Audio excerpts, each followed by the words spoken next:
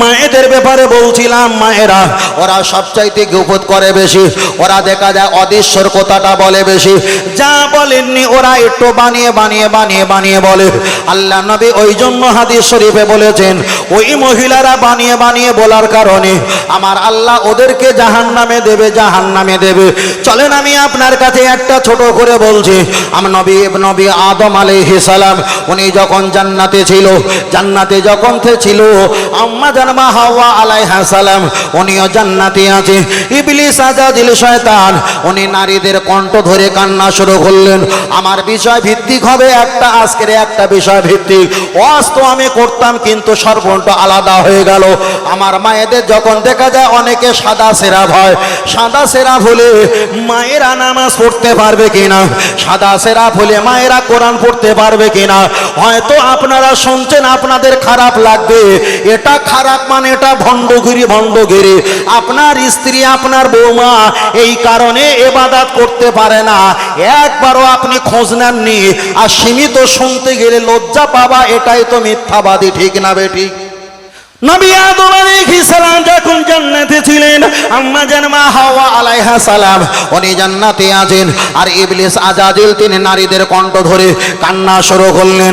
মা হাওয়া আলাইহিস সালাম জিজ্ঞাসা করলেন, কাইফা হালুকা, তুমি কে, তোমার পরিচয় কি, তোমার খবর কি, খবর কি বলো। উনি বললেন, মা হাওয়া তোমাদের জান্নাত থেকে বার করে দেবে ওই গাছের ফল না খেলে, তাই আমি তোমাদের দুঃখ কষ্ট না সহ্য করতে পেরে আমি চোখ থেকে পানি ছেড়ে দিয়ে কান্না শুরু করেছি। আমি ঘটনা বলি না, ঘটনা বলার আমার পেশা নয়, শুধু যুক্তিটা নেবার জন্য এত দূর পর্যন্ত এসেছি। মা হাওয়া আলাইহিস সালামকে একবার খাওয়ালেন টক, একবার খাওয়ালেন তিতো, একবার খাওয়ালেন নোনতা, একবার খাওয়ালেন মিষ্টি, এমন করে দেখা যায় 6 বার খাবিয়ে, দেখা যায় 5 বারকে 6 বার খাবিয়েছে, 5 বার খাবিয়েছে খমসা, 5 বার খাবিয়েছে। নবী আদম আলাইহিস সালামের কাছে কোমর দোলাতে দোলাতে নবী আদমের কাছে গিয়ে বললেন, ও আমার স্বামী, একটা বার আপনি এইটা খেয়ে দেখেন, খেয়ে দেখেন, খেয়ে দেখেন। কি খাবো না, এই ফলটা যদি আপনি খান জান্নাত থেকে আপনাকে আমাকে আল্লাহ বাহির করাবে না। নবী আদম আলাইহিস সালামকে ছলে আর বলে কলে কৌশলে ভুলিয়ে একবার খাবিয়েছে টক, একবার খাবিয়েছে মিষ্টি, একবার খাবিয়েছে নোনতা, এমন করে 3 বার খেয়ে ফেলেছে। জান্নাতের পোশাক হুড়মুড় করে খুলে পড়ে যাওয়া শুরু হয়ে গেছে। তাফসীর কারকেরা বর্ণনা করেছে, মুআন্নাস আওরাতুন নারী জাত মা হাওয়া খেয়েছে উনি 5 বার। ওই জন্য মেয়েরা মারা গেলে ওদের কাফন দেওয়া হয় 5টা কাফন। পুরুষ খেয়েছিল 3 বার, ওই জন্য পুরুষেরা মারা গেলে ওদের কাফন দেওয়া হয় 3টে কাফন দেওয়া হয়। কোন মশলার কেতাবে এসেছে, আপনার বাড়িতে ছেলে আছে, আপনার বাড়িতে ছোট মেয়ে আছে, ছোট ছেলে যদি প্রস্রাব করে ওই প্রস্রাবটা 3 বার ধুয়ে দিলে পাক পবিত্র হয়ে যায়। কিন্তু শরীয়তের মাসলা হলো, শরীয়তের মাসলা হলো আপনার মেয়ে সন্তান যদি থাকে, হোক সেটা ছোট হোক সেটা বড়, ওই বাচ্চা যদি প্রস্রাব করে এমন করে আইয়ে দেখা যায় খমসা তোমাকে 5 বার ধৌত করতে হবে। তাহলে একটা মেয়ে মারা গেলে 5টা কাফন দিতে হয়, একটা মেয়ে সন্তান মারা গেলে বুক পর্যন্ত কবরটা খুলতে হয়, একটা মহিলা মারা গেলে তার বুক পর্যন্ত খুলে 5টা কাফন দিতে হয়, প্রস্রাব লাগলে 5 বার ধৌত করতে হয়। ও আমার বাপজির আমি বোঝাতে চেয়েছি, আর ও পুরুষরা যদি মারা যায় ওদের 3টে কাফন দিতে হয়। কেন? ওরা 3 বার ফল খেয়েছিল, আর ওদের প্রস্রাব লাগলে 3 বার ধৌত করতে হয়, ওটা পাক আর পবিত্র হয়ে যাবে। কিন্তু আপনার কাছে আজকের যে প্রশ্নটা আমি নিয়েছিলাম, তাহলে হাদিস শরীফে এসেছে নবী আদম আলাইহিস সালাম উনি যখন জান্নাত থেকে বার হচ্ছিল, আইডিয়া কম একটা হাত দিয়ে ঘাস সাজারা একটা গাছের ডগাটা ঠাস করে ছেড়ে দিয়েছে। আমার আল্লাহ জিজ্ঞাসা করলেন, ও নবী আদম আলাইহিস সালাম, মা হাজা, ওটা কি একটা বার দেখো।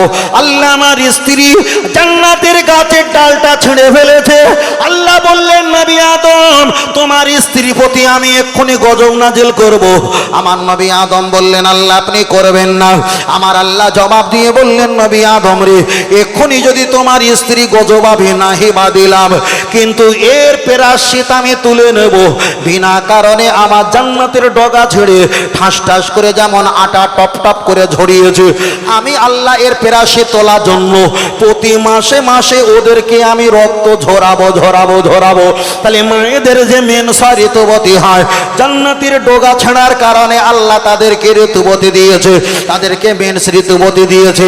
ও আমার বাপজিরা খুব ভালো করে শুনবেন, পর্দার আঙ্গিনায় আমার মায়েরা যারা আছে গৌর করে শুনবেন। তাহলে একটা মা যদি দেখা যায় ঋতুবতী হয়, আল্লাহর কোরআনে স্পষ্ট করতে পারবে না। আল্লাহর কোরআন জানিয়েছে লা ইয়ামাসসুহু ইল্লাল মুতাহহারুন, তুমি অপবিত্র হলে কোরআন স্পষ্ট করতে পারবে না। তবে কোরআন যদি মুখস্থ থাকে, সূরা কেরাত যদি মুখস্থ থাকে, আল্লাহর কোরআন তুমি হাত না দিয়ে মুখস্থ তেলাওয়াত করতে পারো, রোজা রাখতে পারবে না, নামাজ পড়তে পারবে না, আল্লাহর কোরআনে তুমি হাত লাগাতে পারবে না।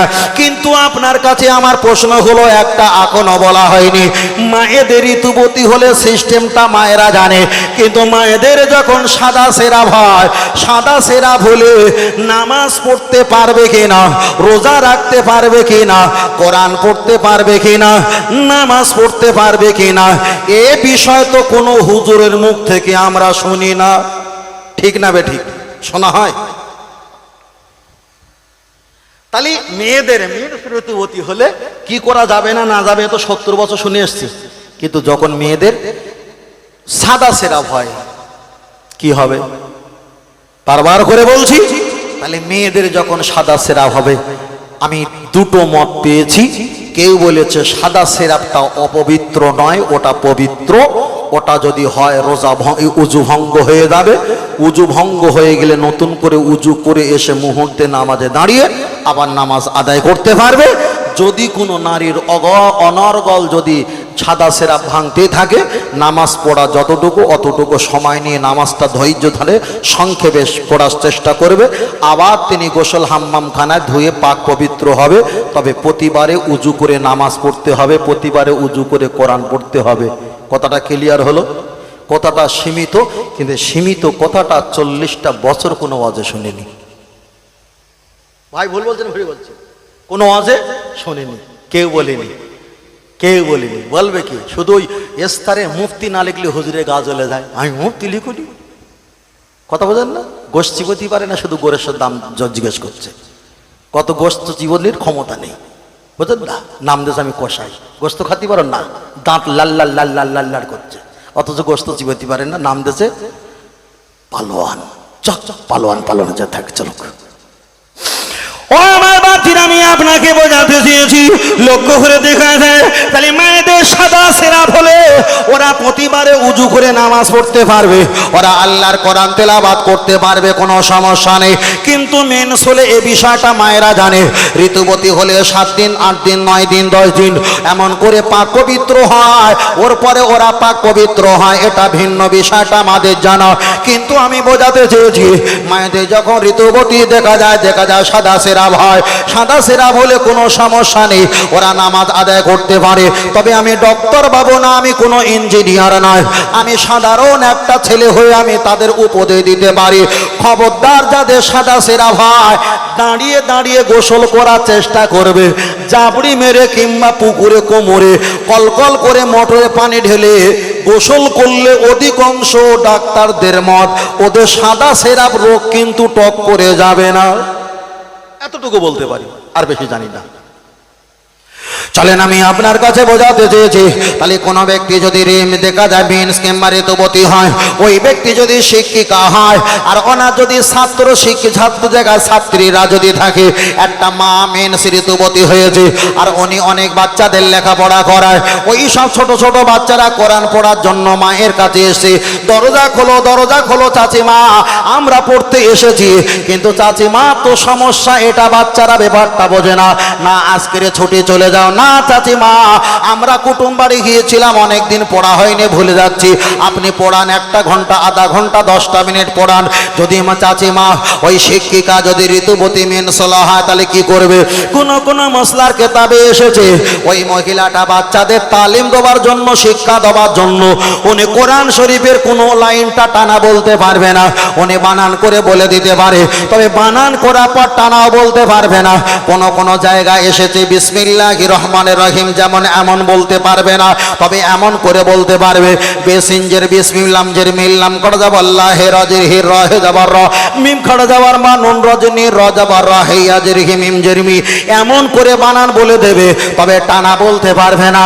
তবে আমাদের হানাফি মাযহাবের মাসলা হলো, এমন যদি কারোর আশঙ্কা যদি হয় কোরআন স্পষ্ট করতে পারবে না, আর কোরআনে হাত লাগিয়ে বাচ্চাদের তেলাওয়াত করতে পারবে না, কেন আল্লাহর কোরআন জানিয়ে দিয়েছে আমার কাছে বিয়াদবের কোনো জায়গা নেই। কোরআনের আয়াত হলো আল্লাহর কোরআন বললেন আলা ফাকরুস ফিহি, যারা বিয়াদব আমার কাছে কোনো জায়গা নেই। আপনি যদি নাপাক অপবিত্র হও, আল্লাহর কোরআনে যদি হাত দেওয়া হয় তাহলে বিয়াদবি হয়ে গেলাম, আর বিয়াদব হলে কোনো জায়গা নেই, জায়গা নেই। আল্লাহর কোরআন পরে জানিয়ে দিয়েছে তুমি যদি হাজার গুনাহগার হও, পাহাড় পাহাড় যদি গুনাহ হয়, লা তাকনাতু মির রাহমাতিল্লাহ, আমার কাছে রহমতের আশা করবে, সুম্মাস্তাগফিরনি গফারতু লাকা ওয়ালা উমালি, আমার কাছে তওবা ক্ষমা চাইবে, আমি আল্লাহ মাফ করে দিই, তোমাদের আমি জান্নাত দান করে দেবই দেব। জোরে বলেন সুবহানাল্লাহ। তবে যারা বিয়াদব এদের কোনো আল্লাহর কাছে জায়গা নেই, জায়গা নেই। ইবলিস তো আল্লাহর কাছে বিয়াদব হয়েছে, ওই জন্য আমার আল্লাহ ক্ষমা করলেন না। আর পৃথিবীর বান্দা যদি গুনাহগার হয়, আল্লাহ বলেছেন আমার নাম হলো রহমান, আমার নাম হলো রহিম, রহমান আর রহিমের খাতিরে আমার বান্দার পাহাড় পাহাড় গুনাহকে মাফ করে দেব। জোরে জোরে বলেন সুবহানাল্লাহ। তাহলে বলছিলাম কি, মেয়েদের যদি সাদা সেরাপ যদি হয়, পরিষ্কার হয়ে গেল, নামাজ পড়তে পারবে, কোরআন পড়তে পারবে, কথা বোঝেন না, পারবে। কেউ যদি বলে না পারবে না, সেটাও দলিল আছে, তবে পারবে এর দলিলের সংখ্যাটা ভারী। এর দলিলটা মানে কোরআন হাদিসের দলিলটা খুব ভারী শক্ত, সবচাইতে ভারী শক্ত। যদি বলে কেমন শক্ত, আমি রাস্তা দিয়ে এসছি, একজন অ্যাক্সিডেন্ট হয়েছে, কথাটা সত্য, আর যিনি ওখানে সিভিক পুলিশের কাজ করছে উনি ওখানে দাঁড়িয়ে আপনাকে বলছে অ্যাক্সিডেন্ট হয়েছে, আমার চাইতে ওনার কথাটা আরো শক্ত। কথা বোঝাতে পেরেছি? তাই যারা বলেছে হবে না, এটা হলো হালকা দলিল, যারা বলেছে হবে ওটা ভারী দলিল। জোরে বলেন সুবহানাল্লাহ। আল্লাহ বাবা চা দিচ্ছে আবার?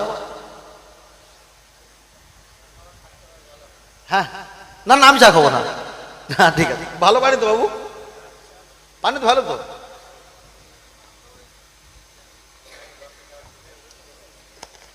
তাড়াতাড়ি দিয়ে দাও, চা দিলে আমার সমস্যা না। আর এত দেরি করে বক্তা তোলে এই মানুষের পরিবেশে, ভুল করে বের না বড় ভাই, একটু একটু ভুল করেছে। দরুদ শরীফ আল্লাহুম্মা, খুব জোরে চা অল্প করে দাও, তাড়াতাড়ি খেয়ে শেষ করে দাও।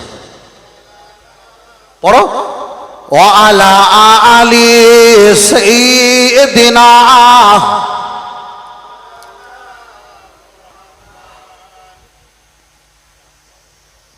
মা আমিনার ঘরে যাব, সেইখানে আখিরি নবীকে পাব, মনের কথা সব বলিব, সে যে মুহাম্মদ ইয়া রাসূলুল্লাহ।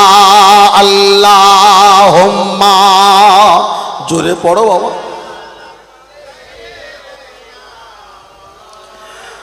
ওয়ালা আলি সাইয়্যিদিনা, এটা তাকবীর দেন, নারে তাকবীর।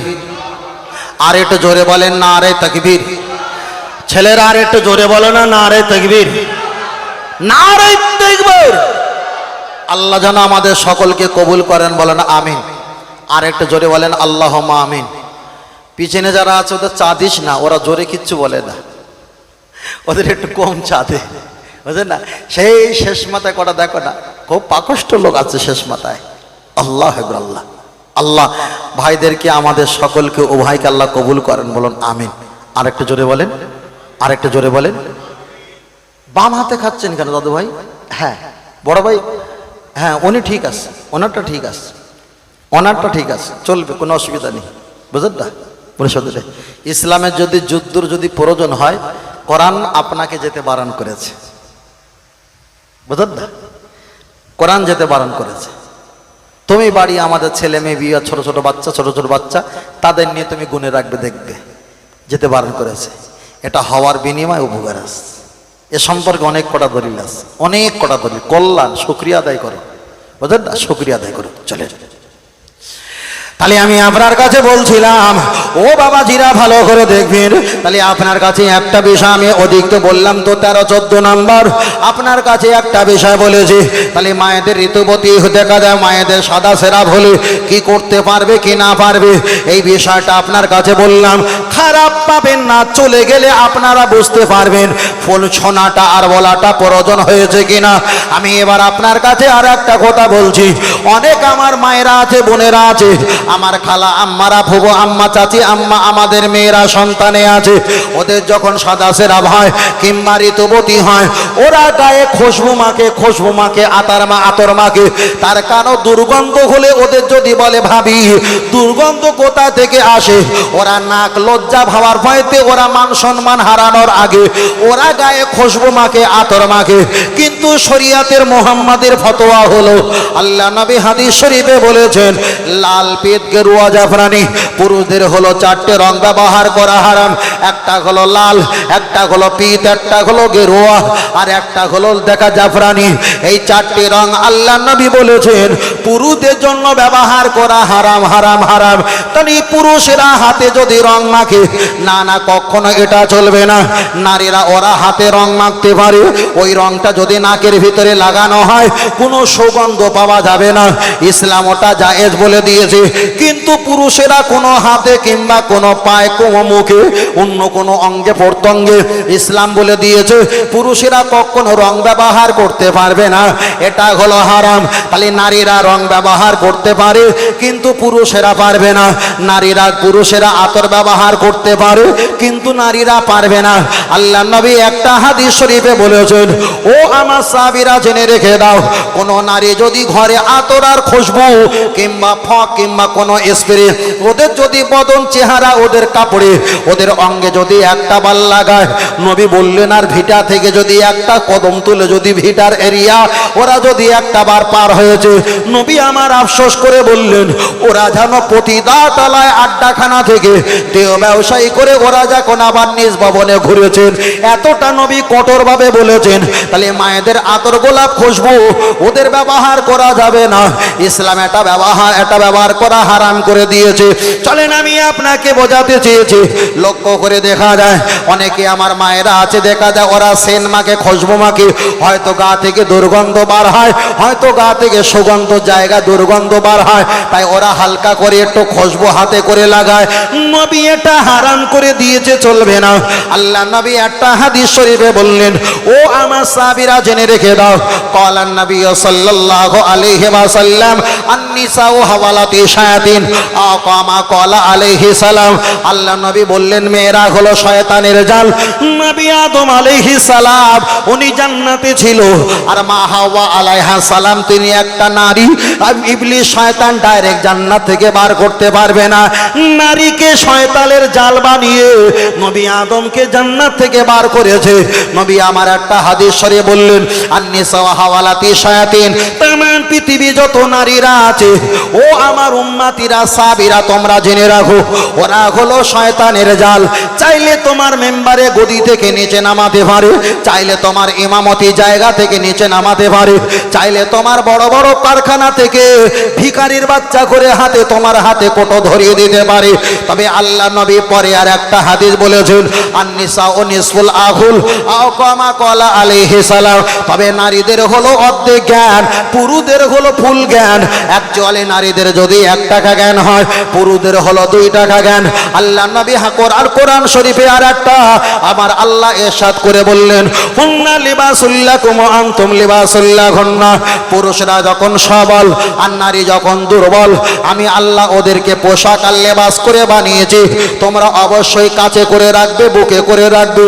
আল্লাহ নবী একটা হাদিস শরীফে বললেন, দেখা যায় তোমরা যখন ঘুমিয়ে পড়বে, আল্লাহুম্মা বিসমিকা আমতু ওয়া আহিয়া, তোমরা যখন স্বামী স্ত্রী ঘুমিয়ে পড়বে, এক বালিশে তোমরা যদি মাথা দাও, এক কাঁথা আর বেডশিট কাপড় যদি তোমরা ঢাকা দাও, নবী আমার বললেন 50 বছর নফল নামাজ পড়লে রাত জেগে যতটা সওয়াব হয়।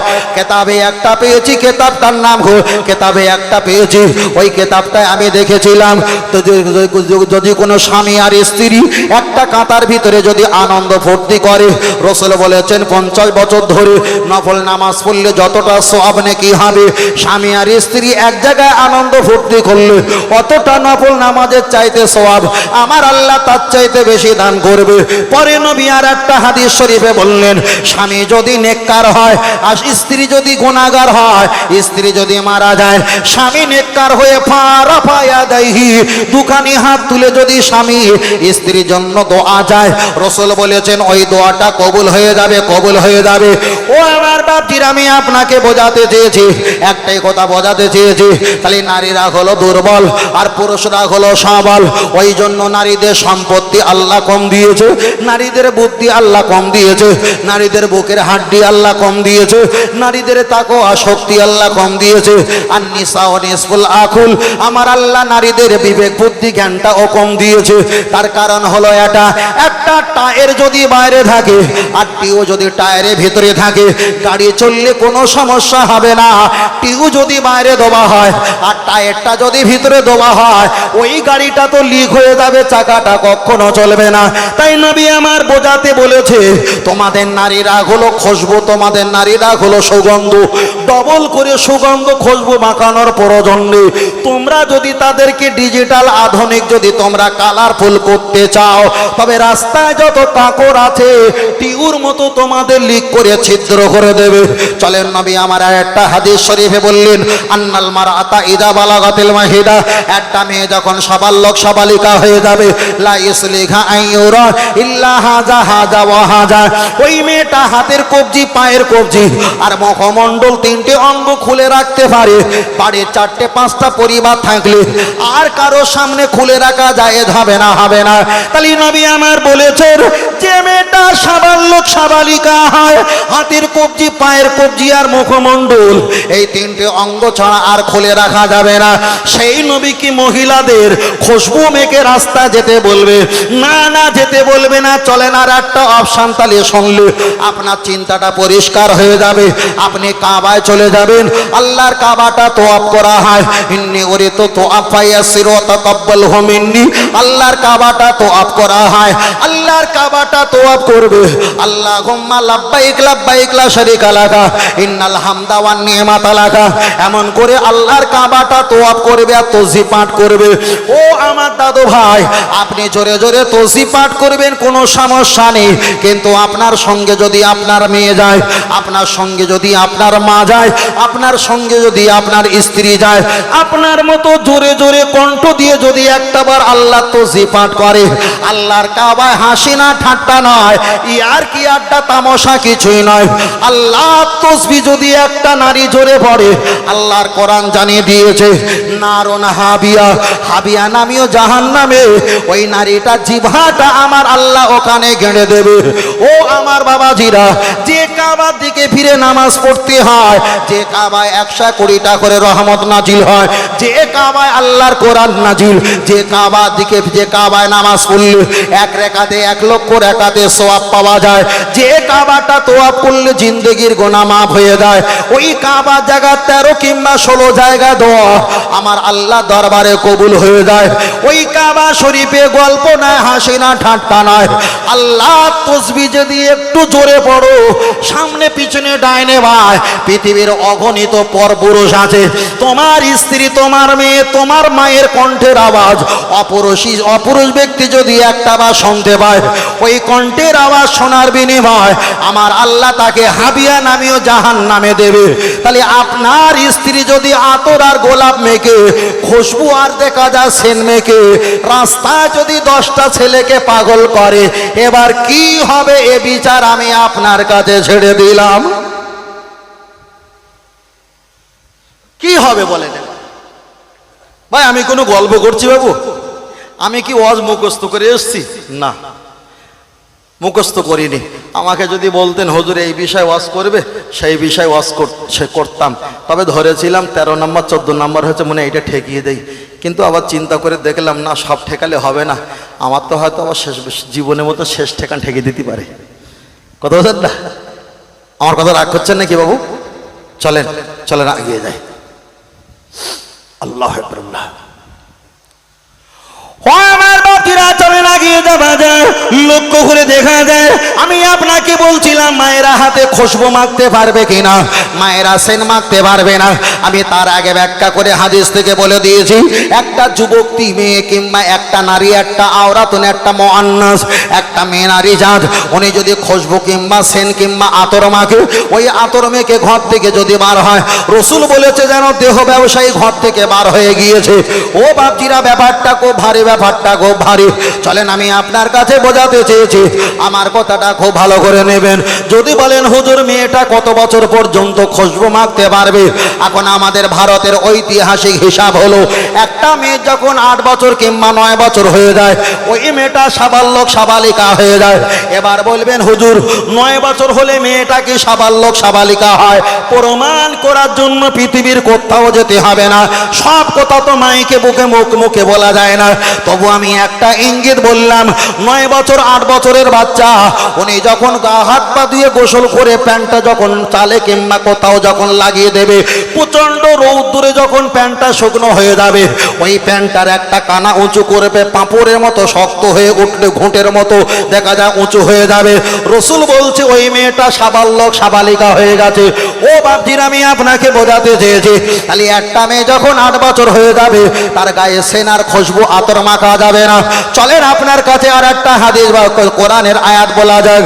আর আল্লাহর কোরআন জানিয়ে দিয়েছে, একটা বাচ্চা, একটা ছেলে যখন মায়ের গর্ভ থেকে অবলম্বন করে, ওই ছেলেটা 2 বছর বয়স হলে ওই মায়ের বুকের স্থানে দুধ পান করা হারাম, দুধ পান করা হারাম, চলবে না।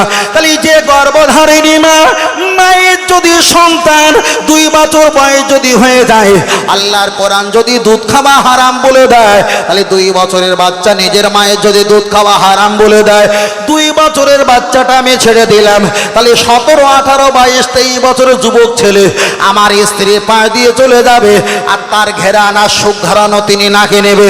না না, ইসলাম এটা কখনো জায়েজ বলেনি। যদি বলেন হুজুর একটু চেপে বলেন, চলেন আমি আপনার কাছে একটু চেপে বলি। আমাদের মায়েরা গোসল করে, গোসল করার পর কিংবা ওদের জামা হোক, সায়া হোক, জামা হোক আর শাড়ি হোক, ওরা রাস্তা মেলিয়ে দেয়। আমি আপনাদের কথা বলছি না, বেশিরভাগ অন্য জায়গায় হয় তাই বলছি। ওরা রাস্তার কোলে মেলিয়ে দেয়, পরিষ্কার করার পর একটু শুকাতে দেয়। রাস্তায় কত টোটোওয়ালা, ভ্যানওয়ালা, চাকরিজীবী, নকরিজীবী, গরিব, অত হয় দুর্বল আক্রান্ত অনেক ব্যক্তি রাস্তা দিয়ে চলে যায়। লাল রঙের কোনো জামা কাপড় যদি মহিলাদের একটা বার নজর পড়ে, পৃথিবীর যে কোনো পুরুষ হোক না কেন, ওটালে 3 সেকেন্ড হয় তবু একটা বার ভাববে। রসুল বলেছেন ওটা হারাম, ওটা হারাম, চলবে না। তাই আমি আপনাকে বোঝাতে চেয়েছি, তাহলে নারীদের পোশাকটা এটা যদি পুরুষদের যেখানে হারাম হয়, মায়েরা যদি খুশবু আতর মাখে, এটাও যদি পুরুষদের জন্য, যদি পুরুষদের পাওয়ার কারণে যদি হারাম হয়, মায়েরা আল্লাহর কাবা তোয়াফ করবে, জোরে জোরে তসবিহ পড়া, এটাও আমার আল্লাহ হারাম করে দিয়েছে। মায়েরা যখন নামাজ আদায় করবে, ওয়ারকাউ মার রাকিন, যখন রুকু করবে, আসজুদু লিল্লাহ, ওরা যখন সেজদা করবে, ওরা সেজদায় যখন চলে যাবে, হাতে হাতে হীরা জহরত কাঞ্চন মণিমুক্তা অনেক রকমের চুড়ি আছে, স্টিনাল ফিস্টিল অনেক রকমের চুড়ি আছে। অনেকের রোগা রোগা হাত, অনেকের মোটা মোটা হাত, একটা জায়গা 4টে 5টা করে চুড়ি পরে। আমি ওটা হারাম বলবো না। ওরা যখন একটা বার রুকুতে চলে যাবে, ওই চুড়িটা নিচে পড়লো, আর গড় গড় করে চুড়ি যখন পড়ে ঝুম করে আওয়াজ হবে। বুখারীর হাদিস, নবী আমার বলেছেন, মা করলে দারসেন শয়তান ও আকামা ক্বালা আলাইহিস সালাম, নামাজ পড়ছিলেন নারী জাত ভালো ভালো, কিন্তু একটা লোহার চুড়ি, কাঁচের চুড়ি আর 5টা চুড়ি যখন ওর গায়ে পড়ে ঝুম করে বেজে উঠেছে, রসুল বলছেন মা করলে দারসেন শয়তান, ওটাই হলো বাদ্যযন্ত্র। তুমি চুড়ি পড়তে পারো, কিন্তু চুড়ির আওয়াজ যদি নামাজে হয়, তোমার নামাজটা ভঙ্গ হয়ে গেল, ভঙ্গ হয়ে গেল। আমি চুড়ি পরা হারাম বলিনি, তবে একটা জায়গায় 1000টা চুড়ি পরো, নামাজ পড়তে গেল যেন চুড়ির আওয়াজটা যেন না হয়, না হয়। চলেন আপনার কাছে দ্বিতীয় নাম্বার অপশন বলা যাক অনেক মায়েরা নামাজ পড়ে, ওরা আরজুলা কম পায়ে ওরা নুপুর পরে, দুটো নুপুর, নুপুরের মুখ দুটো যদি এক জায়গায় করা হয়, তিনটে তিনটে করে 6টা বলদানা হয়, ওরা যদি হাঁটে পাগুনো যদি একটু নাড়া দেয়, ওই তিনটে তিনটে 6টা ঘুমুর দানা ঝুমঝুম করে বাজে। রাসূল বলেছেন ওটা হলো হারাম। তাহলে মায়েরা নুপুর পড়তে পারে, কিন্তু নুপুরের বাজনিটা হারাম। মায়েরা চুড়ি পড়তে পারে, তবে চুড়ির বাজনিটা হারাম, এটা চলবে না। মায়েরা যখন নামাজ পড়বে, ওদের চুল যদি দেখা যায়, নামাজটা ফাসেদ হয়ে যাবে, নামাজটা হবে না। তবে আমি আপনাকে বোঝাতে চেয়েছি, আপনার বাড়িতে একটা মোবাইল আছে, আর অপুরুষ ব্যক্তি আপনার ব্যবসায়ী বন্ধু আত্মীয় পরিবার পরিজন আপনার মোবাইলে ফোন করেছে, আর আপনাকে না পাওয়ার কারণে আপনার স্ত্রী একটা বার যদি হ্যালো বলে, রাসূল বলেছেন অপুরুষ ব্যক্তির সঙ্গে কথা বলার কারণে ওই মহিলাটা জাহান্নামে যাবে। তবে একা জাহান্নামে যাবে না, ওর স্বামী, ওর বড় ছেলে, ওর বড় ভাই, ওর বাপ, এই 4টে পুরুষের গোলা ধরে কঠিন জাহান্নামে নিয়ে যাবে। তাহলে 1 নম্বরে ছিল গীবত করার বিষয়, জেনে শুনে গীবত করতে হয়।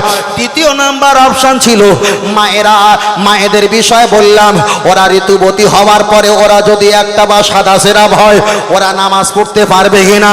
তৃতীয় নাম্বার আপনাদের বললাম, মায়েরা হাতে চেহারায় খুশবু কখনো তরে মাখতে পারবে না। শেষ করে দেই বাবু, কটা বাজে দেখো? হ্যাঁ তাই বলেছে। কটা বাজে বড় ভাই, কটা বাজে? 1টা। তো ওইটা 2টো বলতে অসুবিধা কি আছে? 1:50, তাহলে 2টো, তাই না? 12টা। ও আমার আবার সাড়ে তুলেছে, তো ওদিকে আবার ওদিকে আবার সাড়ে তুলেছে, তাই না? আমি টেনে দিতাম, যদি আমাকে আর একটু আগে দিতেন, 2 ঘন্টা জায়গায় 3 ঘন্টা আমি করে দিতাম। আমি যা ওয়াজ করছি, এই 1 ঘন্টার ওয়াজ অন্য বক্তা করলে 3 ঘন্টা লাগবে। কত কথা দিলেনি? আর এত হাদিসে বাহাদুরি দেখাচ্ছিল, এত হাদিস তার জীবনে পড়িনি। ভুল বলছি? বাহাদুরি দেখাতি নেই, দেখাতি না। আমরা কখনো বাহাদুরি দেখি না। আপনি জানেন আমরা ধনী, যারা ধনী হয় তারা হিংসা করে না, যারা গরিব হয় তারা হিংসা করে। ঠিক বলছেন ভুল বলছি? আমরা ধনী, সারাদিনে আমাদের 30 টাকা দাওয়াত আসে, 20 টাকা দাওয়াত আসে, 15টা দাওয়াত আসে, এত দাওয়াত। তাই আমাদের ভিতরে অহংকার ইহা নেই। কারো কিছু বলতে গেলে 2 মিনিট মিশতে হয়, 2 মিনিট মিশতে হয়। আমরা ওয়াজের সময় যতটা কঠোরতা হই, ওয়াজের পরে নেমে গেলে অত কঠোরতা না। ইসলাম তো পারমিশন দিয়েছে, তুমি যখন মেম্বার হবে, ইমাম হবে, নেতা হবে, নেতার যোগ্যতায় নেতা থাকবে। তুমি যখন নেমে যাবে, তুমি যখন সদস্য সঙ্গে আমজনতার মতো হয়ে থাকবে, তুমি তাদেরকে 1 বাটি ঝোল দেবে, তাদের ঝোল তুমি 1 বাটি নেবে, নেওয়া দেওয়া করবে। নেওয়া দেওয়া করতে গেলে মিশে যেতে হয়, তো এটাই বলা হয়েছে। তাই আমি আপনাকে প্রথম থেকে এই পর্যন্ত বলেছিলাম, এখানে যতক্ষণ বসে আছি, ইমাম আর নেতা আর মুসলিমদের কমনটার যে রীতি আর নীতি পরিবেশন করতে হয়, অতটা করব। ডিস্টার্ব কোনো সমস্যা করলে হবে না, আমার নিয়ম আমি পালন করব। লেবে যাওয়ার পরে মূলো বাড়ি হবে কি বেগুন বাড়ি হবে, ও হিসাব কালকের করব। কথা বোঝাতে পারিস ভাই? ও হিসাব কালকের করব। তবে ইমামের জায়গায় থাকতে হবে। চলে পিছনে ভাই বেঁচে আছো বাবা? বেঁচে আছো তো?